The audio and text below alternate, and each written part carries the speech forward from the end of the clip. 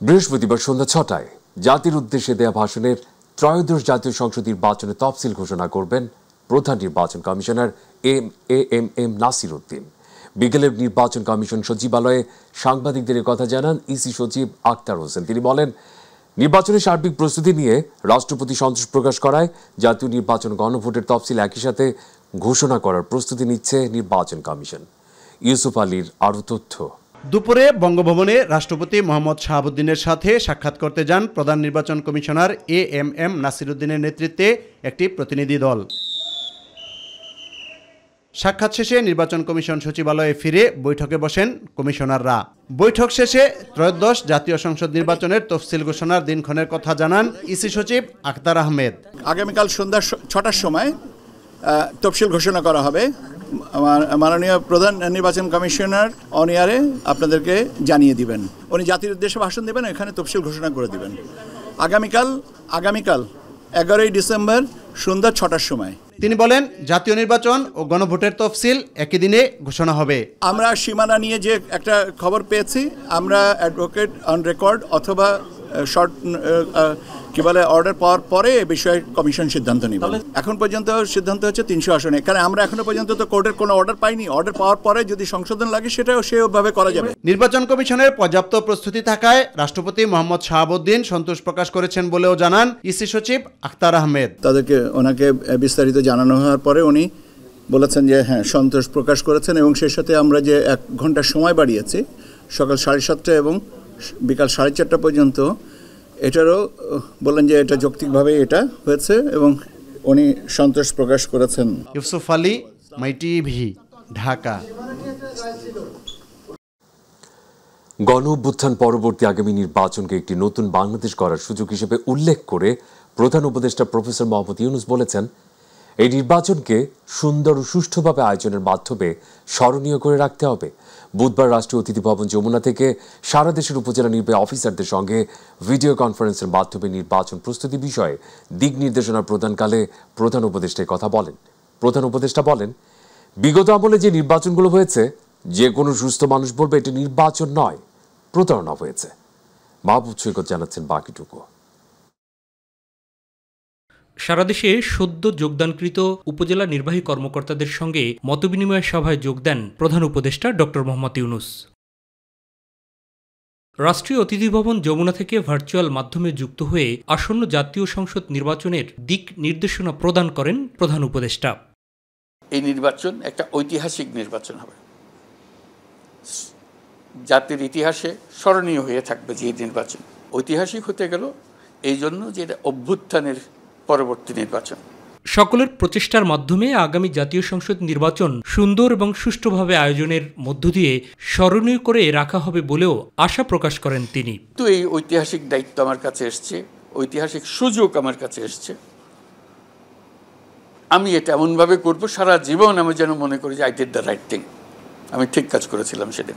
আমরা একত্রে কাজ করলে সেই ঐতিহাসিক দিনটা শুধু আমার তোমার ঐতিহাসিক দিন হবে না, সারা জাতির ঐতিহাসিক দিনে পরিণত হবে।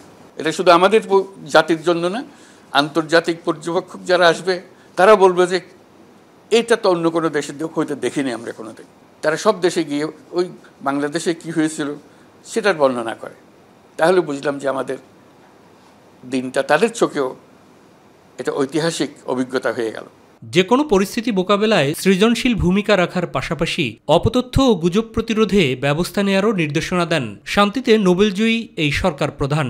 ঐতিহাসিক দায়িত্ব যাতে সঠিকভাবে আমরা পালন করতে পারি, এটা যাতে আমাদের স্থানীয় প্রস্তুতির যাবতীয় জিনিস এই 3 মাসের মধ্যে করে ফেলতে হবে।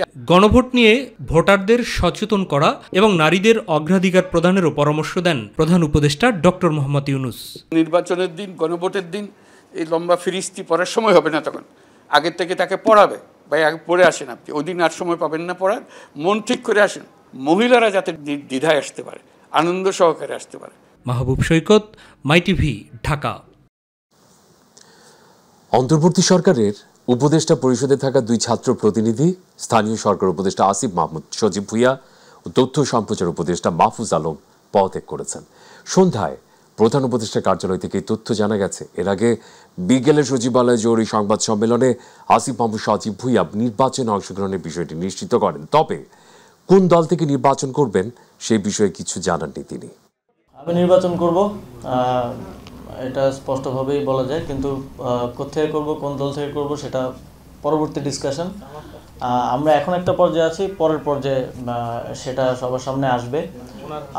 আর অন্য যে বিষয়ে প্রশ্ন করলেন সে বিষয়ে আমার কোনো কিছু বলার ইখতিয়ার নেই, সেটা আমাদের মাননীয় প্রধান উপদেষ্টার কার্যালয় থেকে আপনাদেরকে যথাসময়ে জানিয়ে দেওয়া হবে। উপদেষ্টা পদ থেকে নির্বাচন করা উচিত না, যদিও আইনগত কোনো বাধ্যবাধকতা এক্ষেত্রে আসলে নেই।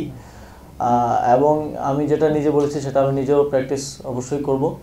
তবে এই বিষয়ে ফার্দার কোনো ইনফরমেশন দেওয়ার সুযোগ আমার নেই, এটা আমাদের মাননীয় প্রধান উপদেষ্টার দপ্তর থেকে আপনাদেরকে জানিয়ে দেওয়া হবে।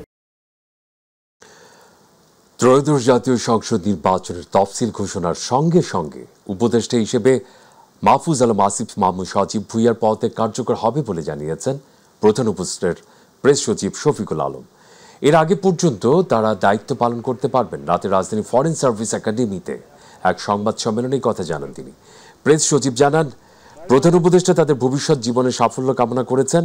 ভবিষ্যতেও গণতন্ত্র বিকাশে জুলাই গণ অভ্যুত্থানের মতো সাহসী ভূমিকা রাখার প্রত্যাশা করেন ডক্টর ইউনূস। সরকারের মধ্যে থেকে অর্জিত অভিজ্ঞতা জীবনে কাজে লাগানোর পরামর্শ দিয়েছেন তিনি। দুই উপদেষ্টার স্থলে কারা দায়িত্ব পালন করবেন এই ব্যাপারে প্রধান উপদেষ্টা ডক্টর ইউনূস এককভাবে সিদ্ধান্ত নেবেন বলেও জানিয়েছেন শফিকুল আলম। যুব ক্রীড়া মন্ত্রণালয়ের উপদেষ্টা আসিফ মাহমুদ সজীব ভুইয়া আজ বিকেল 5টা নাগাদ প্রধান উপদেষ্টা প্রফেসর মোহাম্মদ ইউনূসের কাছে তাদের পদত্যাগপত্র জমা দিয়েছেন। উপদেষ্টারা রাষ্ট্রীয় অতিথি ভবন যমুনায় উপস্থিত হয়ে পদত্যাগপত্র জমা দিলে প্রধান উপদেষ্টা তা গ্রহণ করেন। তাদের পদত্যাগ নির্বাচন কমিশন তফসিল ঘোষণার সাথে সাথে কার্যকর হবে। বাগেরহাট ও গাজীপুরের সীমানা নিয়ে হাইকোর্টের রায় বহাল রেখেছেন আপিল বিভাগ। রায়ে বলা হয়েছে, বাগেরহাটের সংসদীয় আসন 4টি ও গাজীপুরে 5টি আসন থাকবে। দুপুরে আদালতে রায় দেন। এর আগে গেল 10ই নভেম্বর বাগেরহাটের সংসদীয় আসন 4টি থেকে কমিয়ে 3টি এবং গাজীপুরের 5টি থেকে বাড়িয়ে 6টি নির্ধারণ করে জারি হওয়া নির্বাচন কমিশনের প্রজ্ঞাপনকে অবৈধ বলে ঘোষণা করেন হাইকোর্ট। এই সংক্রান্ত রিটের রায়ে আদালত একই সঙ্গে আগের সীমানা অনুযায়ী বাগেরহাটে 4টি এবং গাজীপুরে 5টি আসন বহাল রাখতে ইসিকে নির্দেশ দিয়েছেন। তখন হাইকোর্টের রায়ের পূর্ণাঙ্গ অনুলিপি দেখে পরবর্তী সিদ্ধান্ত নেওয়ার কথা জানিয়েছে নির্বাচন কমিশন। আপিল বিভাগের পূর্ববর্তী রায়ের রেফারেন্স দিয়ে আমরা বলেছিলাম এখানে মেলাফাইডি অথবা কোরাম নন জুডিস, যেটাকে উইদাউট জুরিসডিকশন এখতিয়ার বহির্ভূত বলা হয়, সেই বিষয়গুলো ছাড়া, এইসব গ্রাউন্ড ছাড়া ডিলিমিটেশন বা সীমানা পুনর্নির্ধারণে হাত দেওয়ার সুযোগ নেই এবং হাইকোর্ট ডিভিশন এই বিষয়গুলো বিবেচনা না করে রায়টা দিয়েছিল। যাই হোক, অ্যাপিলেট ডিভিশনের সকল বিচারপতি একমত হয়ে সিদ্ধান্ত নিয়েছেন যে আমাদের civil petition for leave to অ্যাপিলটি ডিসমিসড হবে, খারিজ হবে। আমাদের বাগেরহাটের 4টি আসন এই মুহূর্ত থেকে পুনর্বহাল হলো। আমরা আশা করছি আজকে সন্ধ্যায় অথবা আগামীকাল সকালে, আর আগামীকাল যে নির্বাচনী শিডিউল তফসিল ঘোষণা হবে, সেই তফসিলে বাগেরহাটের 4টি আসন পুনর্বহাল সহ নির্বাচন কমিশন গেজেট প্রকাশ করবে। দেশকে বাঁচানোর জন্য ধানের শীষকে জেতাতে হবে, এর কোনো বিকল্প নেই বলে মন্তব্য করেছেন বিএনপির ভারপ্রাপ্ত চেয়ারম্যান তারেক রহমান। বলেন, কোন রাজনৈতিক দল পরিকল্পনা দেয়নি আগামীর বাংলাদেশ কিভাবে পরিচালিত হবে, এটা একমাত্র বিএনপি দিয়েছে। পরিকল্পনা বাস্তবায়ন করতে চায় বিএনপি। বিকেলে রাজধানী ফার্ম গেটে কৃষিবিদ ইনস্টিটিউশন মিলনায়তনে বিএনপির আয়োজিত এক অনুষ্ঠানে এসব কথা বলেন তিনি। ইলিয়াস মাতবরের প্রতিবেদন। রাজধানীর খামারবাড়ির কৃষিবিদ ইনস্টিটিউশন মিলনায়তনে বিএনপির দেশ গড়ার পরিকল্পনা শীর্ষক 4র্থ দিনের এই কর্মসূচি। অনুষ্ঠানে নেতাকর্মীদের বিভিন্ন দিক নির্দেশনা দেন বিএনপির ভারপ্রাপ্ত চেয়ারম্যান তারেক রহমান। দুর্নীতি দমন নিয়েও কথা বলেন তিনি। আইন শৃঙ্খলার উন্নতি ঘটানো, দুর্নীতির লাগাম টেনে ধরা, এরকম যতগুলো বিষয় আমরা আলোচনা করি না কেন, দেশের বিভিন্ন সীমাবদ্ধতা বা লিমিটেশনের মধ্যেও একমাত্র বাংলাদেশি জাতীয়তাবাদী দল প্রত্যেকটি ক্ষেত্রে প্রমাণ করে দেখাতে পারবে যে এই দল দেশের জন্য, দেশের মানুষের জন্য সব সময় কাজ করেছে এবং প্রত্যেকটি ক্ষেত্রে তারা অবদান রেখেছে। তারেক রহমান বলেন, ফেসিবাদী আওয়ামী লীগ আমলে যেভাবে মানবাধিকার লঙ্ঘিত হয়েছিল আর যেন কারো জীবনে মানবাধিকার লঙ্ঘন না হয়। আমাদের একটি অন্যতম লক্ষ্য হচ্ছে আমরা কোনো মেগা প্রজেক্টে যাব না, কারণ আমরা দেখেছি মেগা প্রজেক্ট মানে মেগা দুর্নীতি। দুর্নীতির বিরুদ্ধে আমাদেরকে দুর্নীতির লাগাম টেনে ধরতে হবে। আমরা রাষ্ট্রের অর্থ, জনগণের অর্থ আমরা খরচ করব জনগণের শিক্ষার পিছনে, জনগণের স্বাস্থ্যের পিছনে, জনগণের হিউম্যান ডেভেলপমেন্টের, রিসার্চ ডেভেলপমেন্টের পিছনে আমরা খরচ করব। বিএনপি ক্ষমতায় গেলে 1 লক্ষ স্বাস্থ্যকর্মী নিয়োগ দেওয়া হবে, যার 80 থেকে 85% হবে নারী, জানান তারেক রহমান। কোন রাজনৈতিক দল আপনাকে কোনো প্ল্যান দিতে পারে না, দেশের মানুষকে কোনো প্ল্যান দিতে পারে না, পরিকল্পনা দিতে পারে না যে দেশকে আমরা কিভাবে সামনের দিকে এগিয়ে নিয়ে যাব। একমাত্র বিএনপি আপনার দল দিয়েছে। এখন আপনার বসে থাকার সময় নেই, আপনাকে যুদ্ধে নেমে পড়তে হবে। This is a war, this is a battle. কি যুদ্ধ? মানুষের পক্ষে, মানুষের জন্য, দেশের পক্ষে, দেশের জন্য। তিনি বলেন, মানুষকে মর্যাদার সাথে বেঁচে থাকার অধিকার দিতে হবে। ধানের শীষকে জিতানোর মাধ্যমে জনগণের যে পরিকল্পনা, জনগণের পক্ষের যে পরিকল্পনা, সেটিকে বাস্তবায়ন করতে হবে। এর কোনো বিকল্প নাই। ধানের শীষকে জেতানোর মাধ্যমে দেশকে রক্ষা করতে হবে। ইলিয়াস মাতবর, মাই টিভি, ঢাকা। রাজধানীর এভারকেয়ার হাসপাতালে চিকিৎসাধীন বিএনপির চেয়ারপারসন ও সাবেক প্রধানমন্ত্রী বেগম খালেদা জিয়ার শারীরিক অবস্থা অপরিবর্তিত আছে।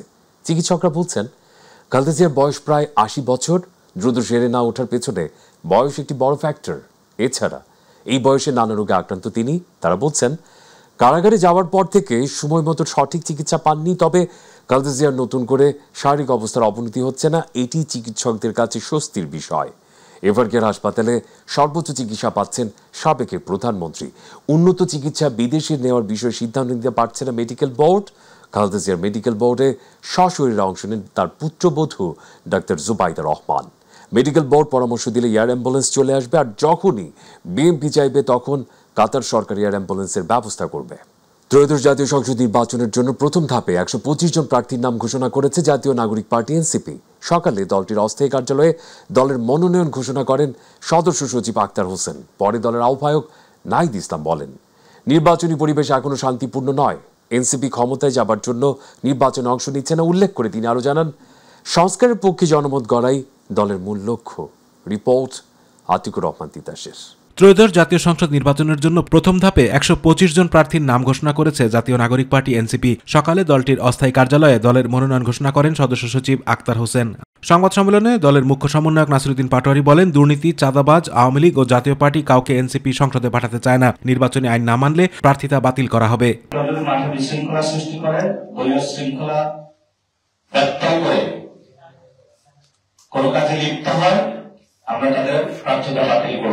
পরে আক্তার হোসেন জানান, যাদের নাম প্রকাশ করা হয়েছে তাদের বিরুদ্ধে যদি অভিযোগ থাকে সেটা তদন্ত করে প্রার্থিতা বাতিল হতে পারে। কোন ধরনের রাষ্ট্রবিরোধী, সংস্কার বিরোধী কার্যক্রমে যুক্ত থাকার অভিযোগ আসে, জাতীয় নাগরিক পার্টি এনসিপি যাচাই বাছাই করে তাদের সেই প্রাথমিক মনোনয়ন বাতিল করার সিদ্ধান্ত গ্রহণ করবে। দলের আহ্বায়ক নাহিদ ইসলাম বলেন, নির্বাচনী পরিবেশ এখনো শান্তিপূর্ণ নয়। অন্যান্য দলগুলোকে তাই দায়িত্বপূর্ণ আচরণ করার আহ্বান জানান তিনি। এনসিপির যারা মনোনয়ন পেয়েছেন প্রাথমিক, আমরা তাদের প্রতি আহ্বান থাকবে যে আপনারা অবশ্যই ঐক্যবদ্ধভাবে যারা প্রতিদ্বন্দ্বী রয়েছেন আপনাদের এলাকায় তাদের সাথে সম্মিলিতভাবে তাদের সহযোগিতা নিয়ে, তাদেরকে সহযোগিতা করেই নির্বাচনে অংশগ্রহণ করবেন।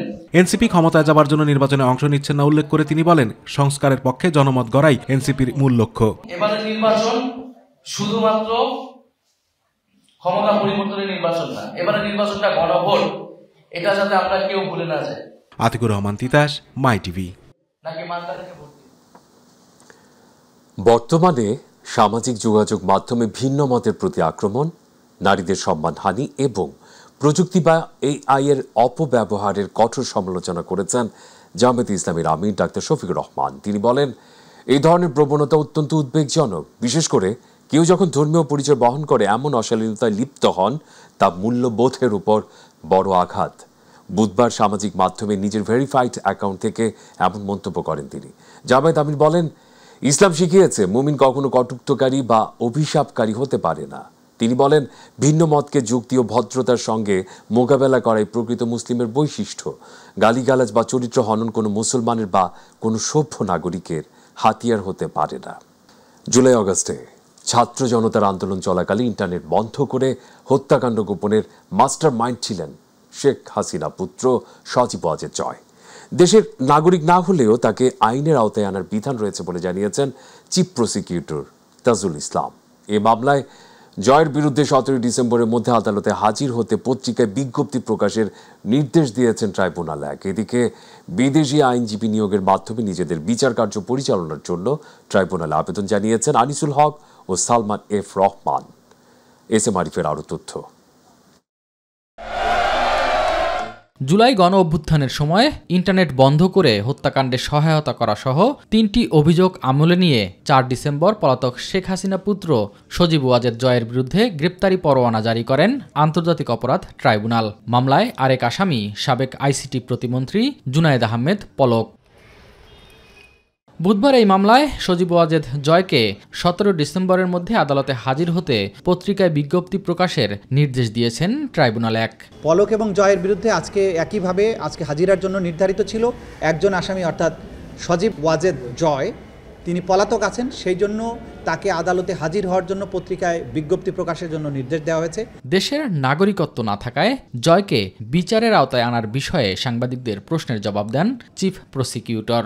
বাংলাদেশের অভ্যন্তরে বা বাইরে বাংলাদেশের সাথে রিলেটেড কোনো ক্রাইমস অ্যাগেন্স্ট হিউম্যানিটির সাথে সম্পৃক্ত থাকলে তার বিচার করা যাবে। সজীব ওয়াজেদ জয় বাংলাদেশে কখনো আসেন না, বিষয়টা তা না। তিনি বাংলাদেশের সরকারের নিযুক্ত একজন বিশেষ উপদেষ্টা, রাষ্ট্রের বেতনভুক্ত একজন কর্মকর্তা বা কর্মচারী, প্রজাতন্ত্রের কর্মচারী। এবং আইসিটি মন্ত্রণালয় বাংলাদেশের গণহত্যাকে আড়াল করার জন্য ইন্টারনেট বন্ধ করে সারা বাংলাদেশে গণহত্যাকে যেভাবে ফ্যাসিলিটেট করেছিল, গোটা দুনিয়ার কাছ থেকে এই গণহত্যার তথ্য লুকানোর চেষ্টা করেছিল, সেটার মাস্টারমাইন্ড কিন্তু সে। জুলাই গণ অভ্যুত্থানে কারফিউ জারি, ব্যবসায়ীদের নিয়ে গণভবনে বৈঠক করে হত্যাকাণ্ডে সহায়তা সহ 5 অভিযোগে আনিসুল হক ও সালমান এফ রহমানের বিরুদ্ধে 17 ডিসেম্বর আনুষ্ঠানিক অভিযোগ গঠনের শুনানির দিন ধার্য করেছেন ট্রাইব্যুনাল। মামলায় বিদেশি আইনজীবী নিয়োগের মাধ্যমে নিজেদের বিচার কার্য পরিচালনার আবেদন করেন এই 2 আওয়ামী লীগ নেতা। ওনারা করেছেন কি, ওনারা এসে কোর্টের কাছে আগে আসছেন। তা আমরা যেটা সাবমিশন রেখেছি যে আইনের যে বিধান, আইনের বিধানকে বাইরে যাওয়ার সুযোগ নেই। কোর্ট পারমিশন দিতে পারবেন বিদেশি আইনজীবীর জন্য যদি তাদের পূর্ব অনুমতি থাকে বার কাউন্সিল থেকে। প্রায়র পারমিশন শব্দটা এখানে আছে। এদিন জুলাই আন্দোলনের প্রথম শহীদ রংপুরের বেগম রোকেয়া বিশ্ববিদ্যালয়ের শিক্ষার্থী আবু সাইদ হত্যা মামলায় সাক্ষ্য গ্রহণ চলে ট্রাইব্যুনাল 2-এ। এস এম আরিফ, মাই টিভি, ঢাকা। এদিকে দ্বন্দ্বিত সাবেক প্রধানমন্ত্রী শেখ হাসিনাকে ফেরত পাওয়ার বিষয়টি ভারতের উপর নির্ভর করছে বলে জানিয়েছেন পররাষ্ট্র উপদেষ্টা মোহাম্মদ তৌহিদ হোসেন।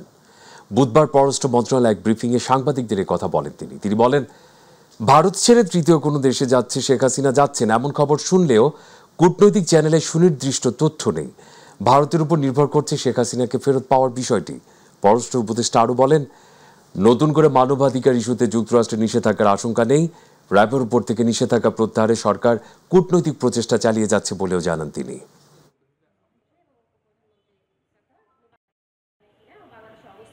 আমরা কি করতে পারি বলুন? না, কি করণীয় সেটা তো আপনি। করণীয় তেমন কিছু আসলে নেই, কারণ ভারতকে রাজি হতে হবে অথবা চাইতে হবে তাকে ফেরত পাঠানোর। জোর করে করার কিছু নেই, রাজি না হলে আসলে তো করার কিছু নেই, আমরা রাজি করানোর চেষ্টা করতে থাকতে পারি, এটুকু। রাজধানী মোহাম্মদপুরে ফ্ল্যাটে ঢুকে মা মেয়েকে কুপিয়ে হত্যার ঘটনায় মূল আসামি আয়েশাকে গ্রেপ্তার করেছে আইনশৃঙ্খলা বাহিনী। বুধবার ঝালকাঠিতে অভিযান চালিয়ে তাকে গ্রেপ্তার করেছে মোহাম্মদপুর থানা পুলিশ। এর আগে গত সোমবার সকালে মোহাম্মদপুরের শাহজাহান রোডের একটি বাসা থেকে গৃহবধূ লাইলা আফরোজ ও তার মেয়ে নাফিসা বিনতে আজিজের মরদেহ উদ্ধার করা হয়। সিসিটিভি ফুটেজে দেখা যায়, ঘটনার দিন সকাল 9:36 সাদা সালোয়ার কামিজ ও ওড়না ও পায়ে কেটস পরে নেমে আসছেন এক তরুণী। তার পিঠে ব্যাগ ও মুখে ছিল মাস্ক। স্কুল ড্রেস পরে বেরিয়ে যাওয়া ওই তরুণী নিহত নাফিসাদের বাসার গৃহকর্মী। ওই দিন বাসায় ঢুকে মা মেয়েকে হত্যার পর নাফিসার পোশাক পরে বের হয়ে যায় সে। সিসি ক্যামেরা ফুটেজের সূত্র ধরে কয়েকটি স্থানে অভিযান চালানো হয়, তবে পুলিশ পৌঁছানোর আগে বারবার অবস্থান পরিবর্তন করেন গৃহকর্মী আয়শা। সবশেষ আজ তাকে ঝালকাঠি নলছিটি থেকে গ্রেপ্তার করতে সক্ষম হয় আইন শৃঙ্খলা বাহিনী।